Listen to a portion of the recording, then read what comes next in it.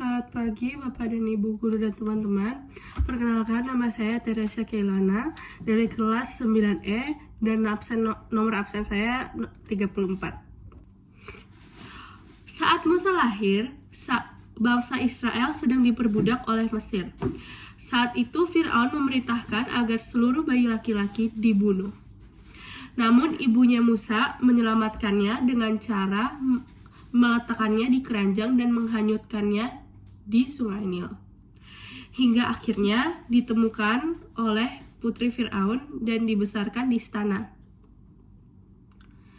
Setiap kali ia melihat penderitaan bangsanya, Musa merasa sedih. Ada suara kecil di dalam hatinya yang berkata bahwa hidupnya tidak untuk hidup nyaman di istana, tetapi untuk rencana Allah. Ketika dewasa, Musa memutuskan untuk pergi dari Mesir dan menjadi gembala sederhana di Midian.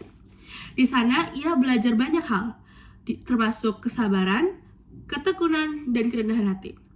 Suatu hari di Gunung Horeb, Allah menampakkan diri di semak-semak. Allah bersabda langsung kepadanya, "Akulah aku yang adalah aku." Dan Musa pun diutus untuk kembali ke Mesir dan membebaskan bangsa Israel. Allah menunjukkan kuasanya melalui 10 tulah. Setelah tulah terakhir, Fir'aun mengizinkan bangsa Israel untuk pergi. Namun tidak lama dari situ, Fir'aun menyesal telah membebaskan bangsa Israel. Ia pun memerintahkan tentaranya dan kereta perang, kuda, dan pasukan lengkap untuk mengejar bangsa Israel. Dari kejauhan orang Israel melihat debu mengepul. Mereka panik. Pasukan Mesir semakin dekat. Mereka berseru kepada Musa dan mempertanyakan, "Kenapa kamu harus bawa kita keluar dari Mesir? Apakah tidak ada kuburan di Mesir sehingga kami harus mati di padang gurun ini?" Musa berdiri di hadapan mereka dan berkata, "Jangan takut, berdirilah tetap. Dan lihatlah keselamatan dari Tuhan yang akan diberikannya hari ini kepadamu." Bangsa Israel berjalan menyeberanginya dengan selamat. Tapi ketika pasukan Mesir mengejar mengikuti bangsa Israel, air kembali tertutup dan pasukan Mesir pun tenggelam di telan lautan. Setelah bangsa Israel berjalan menyeberang dengan selamat melewati Laut Merah, mereka pun tiba di Gunung Sinai.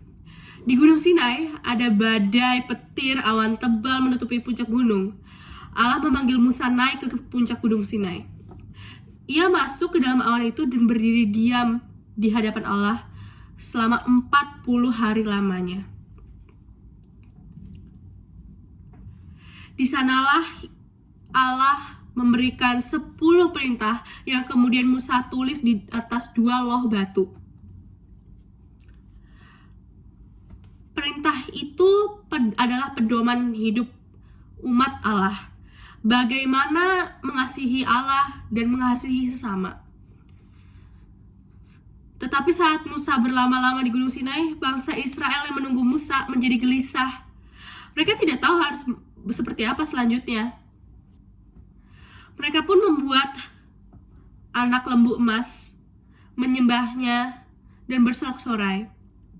Allah murka, tetapi Musa bersujud dan berdoa, "Ampunilah mereka ya Tuhan, jangan binasakan umatmu." Doa itu membuat Allah berbelas kasih, menunjukkan bahwa kasih dan setianya lebih besar dari kesalahan umatnya.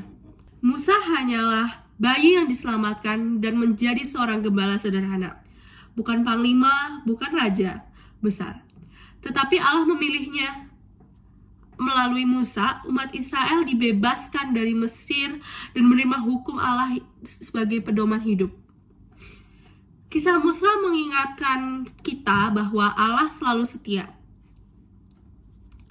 Ia membuka jalan di saat buntu, memberikan 10 perintah Allah sebagai tuntutan hidup, dan menunjukkan bahwa doa serta ketaatan adalah kunci. Walaupun umat sering jauh, Allah tidak pernah meninggalkan mereka. Sebagai pelajaran, saya mau lebih percaya bahwa Allah menolong dalam kesulitan. Hidup sesuai 10 perintah Allah, rajin berdoa juga untuk orang lain, serta tetap setia meskipun menghadapi tantangan. Saya Teresia Kelana. Terima kasih atas perhatiannya.